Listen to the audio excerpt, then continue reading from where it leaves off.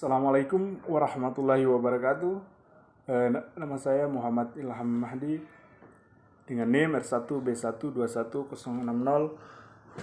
Pada kesempatan kali ini saya sebagai ketua kelompok ingin menjelaskan tentang materi yang ditugaskan oleh Pak dosen kepada kelompok kami, yakni kelompok 3.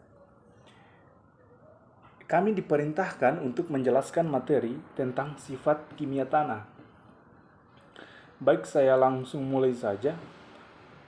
Yang pertama yang perlu kita ketahui adalah apa definisi tanah itu sendiri. Sebagai sifat kimia tanah, bahwa senyawa kimia di dalam tanah dan pelapukan sisa organisme tanah, pelapukan bahan induk tanah menghasilkan mineral-mineral primer tanah yang pada umumnya menjadikan penyusun tanah induk tanah yang belum terlalu lapuk. Sementara itu mineral sekunder banyak terdapat pada tanah yang telah mengalami perkembangan lanjut. Baik, kapasitas penyimpanan air tanah sangat tergantung ketersediaan pori tanah. Pori tanah tersusun atas pori makro dan pori mikro. Nah, apa itu pori makro dan pori mikro? Makro adalah rongga yang terbentuk antara agregat tanah, sedangkan pori mikro adalah rongga yang terbentuk antar partikel penyusun tanah. Kemudian, tanah merupakan tumbuhan alam yang dinamis, tumbuh secara terus-menerus, mengambil unsur hara di dalam tanah. Makin lama akan makin berkurang. Pada sisi lain, tumbuhan menghasilkan sisi organik. Sisi organik yang menjadikan tanah itu permukaan relatif lebih kaya unsur hara dibandingkan dengan tanah bawah permukaan yang dapat kita ibaratkan sebagai laboratorium yang hidup, di mana terdapat kegiatan secara terus-menerus.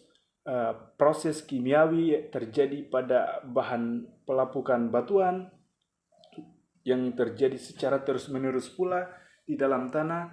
Demikian pula pelapukan fisika, kimia, dan biologi. Assalamualaikum warahmatullahi wabarakatuh. Saya Alicia Febrianti, pemateri 2 akan melanjutkan. Langsung saja. Kandungan bahan organik. Bahan organik telah mempengaruhi sifat fisika, kimia tanah, biologi, antara lain warna, struktur, kestabilan agregat, kapasitas pertukaran kation, serta bahan-bahan organik tersusun atas sisa tanaman dan hewan dalam tanah.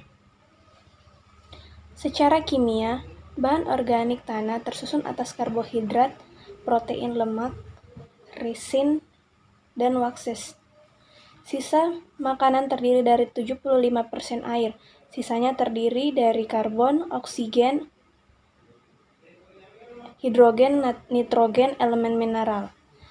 Nitrogen, sulfur, fosfor, natrium, dan kalsium adalah bahan kandungan yang penting dari bahan organik. Assalamualaikum warahmatullahi wabarakatuh. Nama saya Dani Hardiansyah Samu. Saya akan melanjutkan materi yang dibacakan oleh teman saya mengenai kompleks koloid tanah. Kompleks koloid tanah terdiri dari koloid lempung dan koloid humus. Kompleks koloid tanah bertindak sebagai gudang unsur hara tanaman atau merupakan pusat aktivitas reaksi fisika kimia tanah. Tanah dengan kandungan koloid yang rendah akan mempunyai cadangan unsur hara rendah. Koloid lempung bersifat lebih stabil dibandingkan dengan koloid humus yang mudah terdekomposisi oleh aktivitas jasa teknik tanah. Koloid lempung secara fisika mempunyai ukuran butir kurang dari 0,001 mm. Lempung terbentuk dari senyawa ECO, Al2, H2O, dan unsur-unsur lainnya. Terima kasih. Baik, terima kasih. Assalamualaikum warahmatullahi wabarakatuh. Perkenalkan, nama saya Febrian Wijaya Jafar dengan NIM S1B12102. Kali ini saya akan melanjutkan hasil presentasi kami, yaitu tentang mineral-mineral pada tanah antara lain seperti kalsite dengan rumus kimia CaCO3. Yang kedua ada gipsite dengan rumus IO3. Yang ketiga ada hematite Fe2O3. Yang keempat ada kiotite HVO2 berwarna merah. Yang kelima ada limonite HVO2 berwarna kuning coklat. Yang terakhir adalah anatase dan titanium oksida dengan rumus TiO2. Nah, jadi tipe mineral khusus yang tidak berstruktur kristalin adalah aliopane maksud saya. Tipe lempung aliopane mempunyai struktur kristal amorf. Jadi itu saja, sekian, terima kasih. Saya serahkan ke pemateri berikutnya. Terima kasih. Bismillahirrahmanirrahim. Assalamualaikum warahmatullahi wabarakatuh. Salam cipta untuk pencipta, kita dicipta untuk mencinta. Baik, sebelumnya perkenalkan, nama saya Fadil Muhammad. Saya dari kelompok 3 Geografi Tanah. Di sini saya akan melanjutkan materi yang sudah dibawakan oleh saudara saya Rian. Untuk mengefisienkan waktu, langsung saja pada materinya. Apa itu pertukaran ion? Pertukaran ion adalah sifat koloid tanah untuk dapat menukar kasion-kasion yang diadsorpsi dengan kasion-kasion bebas dalam larutan tanah. Koloid lempeng dapat menyerap molekul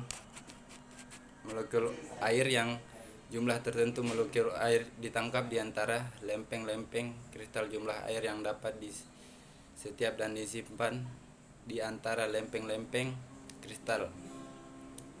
Lempeng menyiapkan peningkatan volume tanah secara total sehingga tanah nampak mengembang. Koloid dalam kondisi terdispersi di dalam larutan atau suspensi tanah, artinya partikel-partikel tanah terpisah satu sama lain. Nah, baik, itu saja yang dapat saya paparkan. Kurang dan lebihnya mohon dimaafkan. Saya tutup dengan mengucapkan wallahul muwaffiq ila aqwamit thoriq. Wassalamualaikum warahmatullahi wabarakatuh. Sekian dan terima kasih. Larutan tanah dan reaksi tanah. Larutan tanah adalah lenggas tanah yang dibahas dari segi ilmu tanah. Bermacam-macam ion, asam, garam, alkohol, tebu, dan senyawa-senyawa kimia tak terlarut lainnya, serta gas-gas terdapat dalam lenggas tanah, membentuk larutan tanah. Reaksi larutan tanah ditentukan oleh kadar H dan OH. Baik, saya akan melanjutkan materi yang dibawakan oleh Lista Montesa, yaitu reaksi tanah. Reaksi tanah diartikan sebagai keasaman dan kebasaan tanah yang dinyatakan dengan nilai pH. Reaksi larutan tanah atau disingkat reaksi tanah ditentukan oleh kadar H+ dan OH-. Derajat keasaman tanah yang terdapat dalam larutan tanah atau berdasarkan konsentrasi H dalam larutan tanah disebut derajat keasaman aktuali aktif. Ada dua cara menentukan pH tanah, yaitu dengan cara koloritmetik, yaitu dengan menggunakan indikator pH stick, dan menggunakan cara elektrik, yaitu dengan cara menggunakan anode dan katode di dalam sebuah alat yang disebut pH meter. Pertukaran kation, kecenderungan ion hidrogen untuk mendesak yang lain digunakan untuk menggambarkan proses pertukaran kation. Pertukaran kation ialah salah satu reaksi yang paling umum dan paling penting dari reaksi tanah. Berbagai kondisi tanah dapat dijelaskan melalui logika reaksi oksidasi reduksi basa-basa di dalam. Kondisi tergenang yang silih berganti dengan kondisi teratuskan menyebabkan basa-basa tanah kadang mengalami reduksi dan kadang mengalami oksidasi. Wassalamualaikum warahmatullahi wabarakatuh.